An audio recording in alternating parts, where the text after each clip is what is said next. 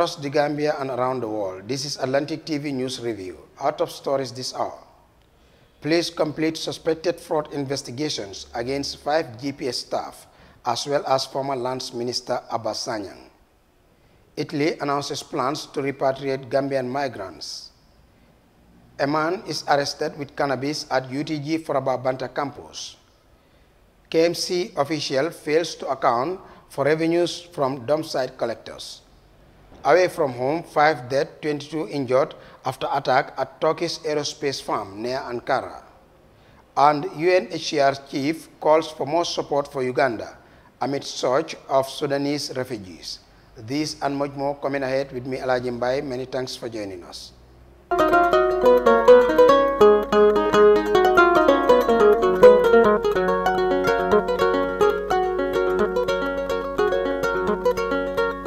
Now, police say they have completed investigation against several staff at the Gambia Ports Authority accused of fraud and bribery.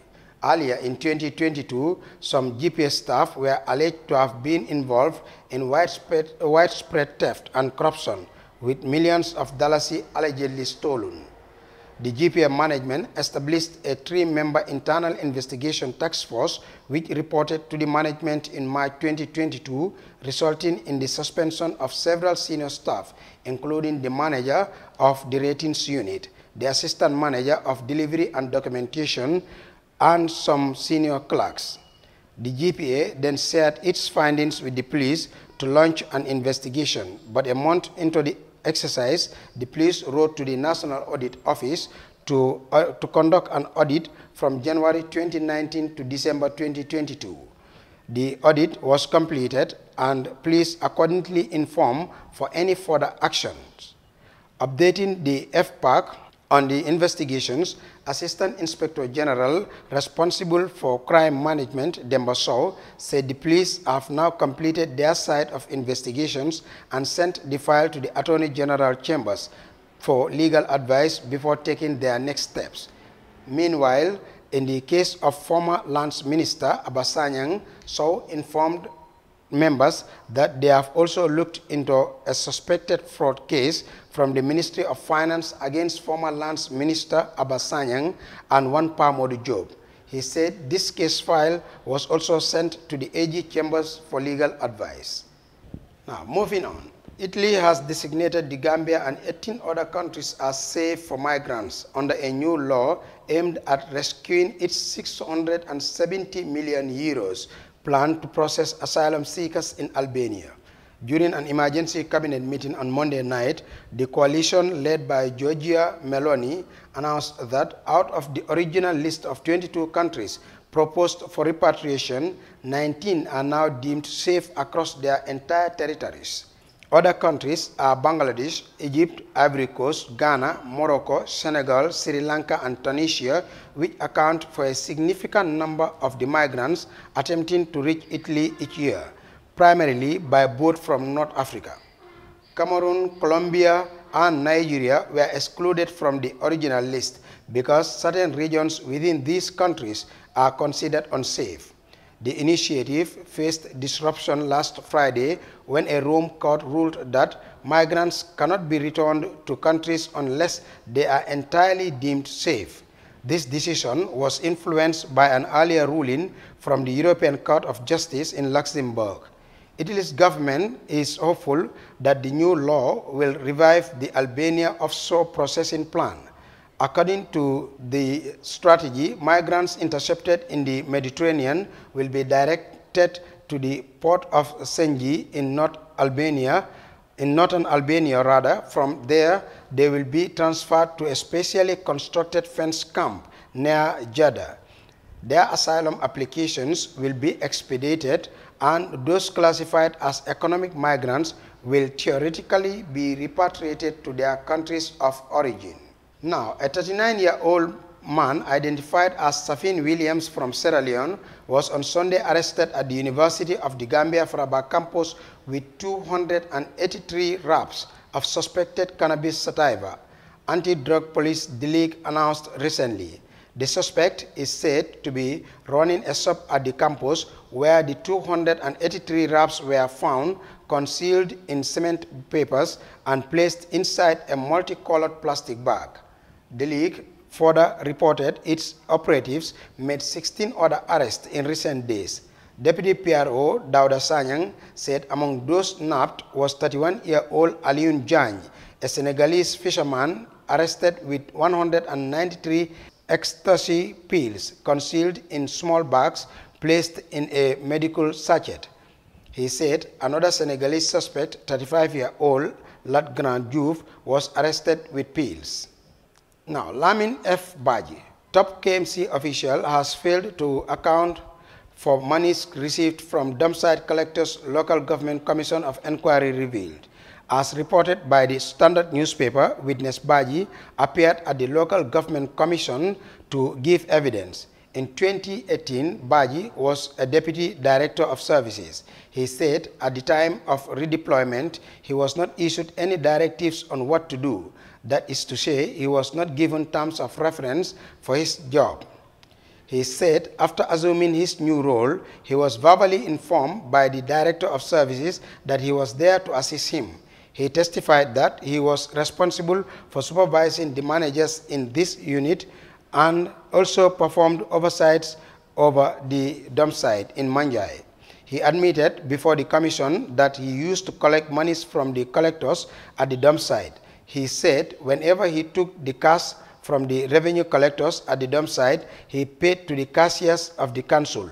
Badji added that he did not have records to how much he received from the collectors at the dump site, saying he only had the receipts of the monies he gave to the cashiers. These were receipts he obtained from the cashiers whenever he deposited the funds. He could not account for the monies he received.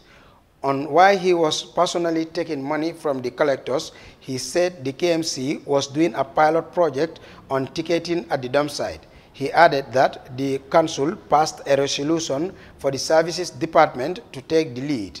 However, when the lead counsel Gomez asked whether his name was specifically mentioned or whether it was his role to collect revenues, Badji answered in the negative.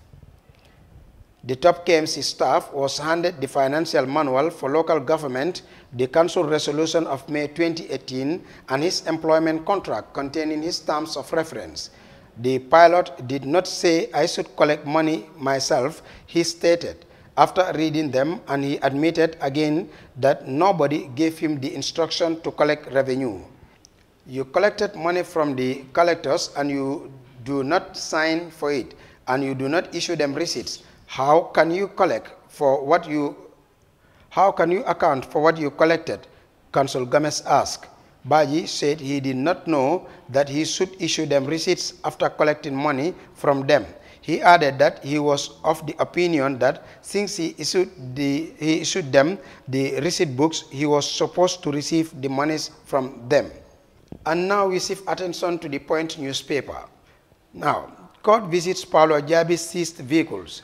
The High Court, presided over by Justice Ibrahim Jaite, visited the Karaba Police Station and the Drug Law Enforcement Agency Delik Office in Bijilo on Wednesday to inspect vehicles seized from Paolo Jabbi, an alleged drug dealer. Continuing his testimony, Lamin Waike Sane, a narcotics officer at Delik, clarified that instead of the 15 motor vehicles he mentioned in the previous proceedings, 12 motor vehicles, 3 motorcycles, and 1 jet ski were seized at different locations. It will be recalled that State Counsel Lamin Jaju requested the court to visit the locations where the motor vehicles, motorcycles, and jet ski were parked, a request which the court granted. At the Karaba Police Station, 3 vehicles were identified: a white Mitsubishi Pajero, a black Porsche, and a black Toyota, which the witness said was a private vehicle belonging to Paolo Jabbi. Asked about the keys to the vehicles, the witness explained that they could not be located, which was why the vehicles remained at the police station. During the investigation, the vehicles were reportedly found at Paolo Jabbi's residence. State Counsel Lamin Jaju applied to tender the 3 vehicles as evidence, a request the court granted. The court ruled that the vehicles would remain in the custody of the station officer at the Karaba police station. Afterward, the presiding judge, the state counsel, the defense lawyer, the accused persons, and other officers proceeded to the league office to inspect the remaining seized vehicles. At the league CTI office, when the state counsel asked the witness how he could identify the vehicles, he said he could do so by physically pointing them out. Justice Jaite and the other officers toured the league CTI premises to inspect the vehicles. Among the 9 vehicles identified were a Range Rover, Mitsubishi vehicle, a Benz, a BMW, a Ram 1500, as well as 3 motorcycles and a jet ski. State Counsel Jajo applied to tender these motor vehicles and the motorcycles as exhibits, which the court approved. Asked where the vehicles were found during the investigation, the witness stated that the vehicles, motorcycles, and the jet ski were seized from various locations by a joint investigation team. Some were seized at Fajara Waterfront, NV Nightclub, Baraka Estate in Bakote, while the exact locations of the others could not be recalled. Counsel Jaju also applied for the vehicles to remain in the custody of the station officer at the league CTI in Bijilo, which the court granted. Defense counsel Tambedu requested that the accused persons be allowed to visit the league CTI once a week to start and clean the vehicles, a request that was also granted by the court. The case was adjourned until 28 October 2024. You're watching Atlantic TV News with me, Alagie Mbye. Time now to take our first break, but we return with news from outside the Gambia. Stay with us.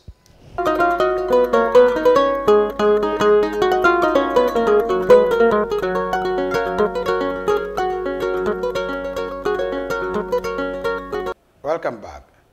In the internationals, 5 people were killed and 22 injured in an attack on the headquarters of Turkish defense firm TUSAS near the capital Ankara, Turkish officials said on Wednesday, pointing the finger at Kurdish separatists who have carried out attacks in the past. Details in this France 24 report. This attack took place in an industrial town about 60 kilometers behind me over there. It's in Ankara province, but not the city center. And it began at about 3:30 this afternoon when 2 attackers, one male, the other female, arrived in a taxi. They had already killed the taxi driver and bundled his body into the boot. When they got to the gate of this aerospace factory, they opened fire. They went inside the factory, shooting at whoever they saw. There's a military base outside this industrial town. Security forces came very quickly, and it became a big battle. The militants detonated explosives.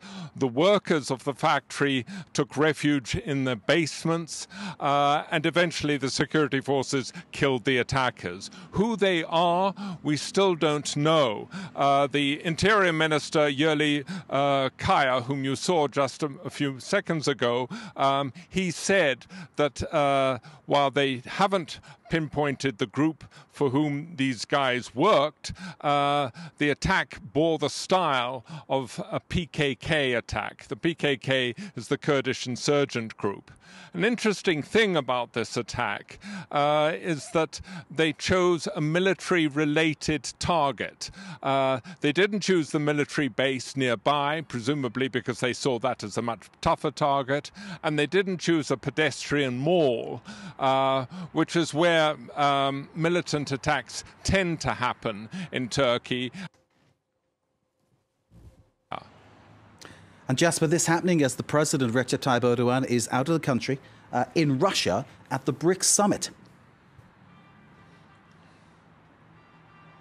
Yes, he's gone there because Turkey wants to boost its role in international affairs by getting together with other developing states to stand up to the West. The West has the G7 and it has the European Union. Developing countries have BRICS.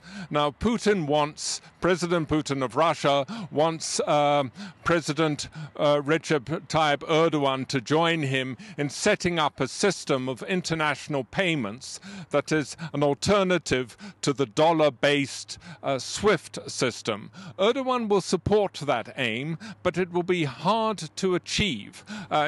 Turkey's main trading partner is the EU, and all the European countries use SWIFT. So it's going to be very difficult for Turkey to turn its back on the established system of international payments. Then Putin also wants Turkey to become a hub to sell Russian gas to the rest of the world. And Erdogan isn't so keen on this. Putin has been pushing this idea for 2 years, but it looks as if Turkey doesn't want to receive a lot of gas that it knows the Europeans won't want to buy because the Europeans are trying to cut back on their imports from Russia because of its invasion of Ukraine. The head of the United Nations Refugee Agency says the organization is committed to helping Uganda mobilize funds to support its open-door policy for refugees. The High Commissioner for Refugees, Filippo Grandi, visited the Rwamwanja refugee settlement, which had new arrivals from the Democratic Republic of Congo. Details in this CGTN report. The visit of the United Nations Refugee Chief Filippo Grandi comes at a time when the country is struggling to cope with huge numbers of refugees from Sudan. Uganda is recording almost 10,000 new arrivals every month, but resources are running dry. Grandi applauded Uganda for keeping its doors open to asylum seekers, but encouraged greater refugee skills development to enable self-sustenance. Going on, we need to push still for humanitarian assistance, but we need to accelerate the self-reliance so that we don't depend so much as we did for food aid on humanitarian assistance. Grandi spoke to some Congolese refugees at the Rwamwanja refugee settlement involved in money-making projects and said, going forward, a big chunk of funding should be directed to skills development. Uganda's disaster ministry called on the refugee agency to support voluntary return of refugees for those who feel safe to open room for the new asylum seekers. The solution for refugees is basically voluntary return to their country or repatriation back to their countries. Of course, if there are countries who need refugees like so we shall be happy to offload some of them to those countries so that they can also have additional population, places like Canada. The UN says the Uganda refugee response is one of most underfunded globally and more support is urgently needed. Less than 50% of the required $517 million budget for this year has been funded, leaving a substantial shortfall. This is severely impacting on the ability to provide essential services, impacting livelihoods. Isabel Nakiria, CGTN Kampala, Uganda. You're watching Atlantic TV News with me, Alagie Mbye. A quick reminder of the headlines before we go. Police have completed suspected fraud investigations against 5 GPA staff, as well as former Lands Minister Abasanyang.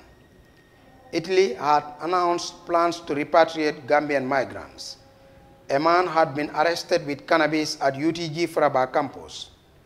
KMC official had failed to account for revenues from dump site collectors. Away from home, 5 had been confirmed dead, 22 injured after attack at Turkish aerospace farm near Ankara. And UNHCR chief had been calling for more support for Uganda amid surge of Sudanese refugees. That's it for this hour. Many thanks for watching. From me and the entire news team, thank you for the pleasure of your company. Stay tuned to the range of our interesting programs.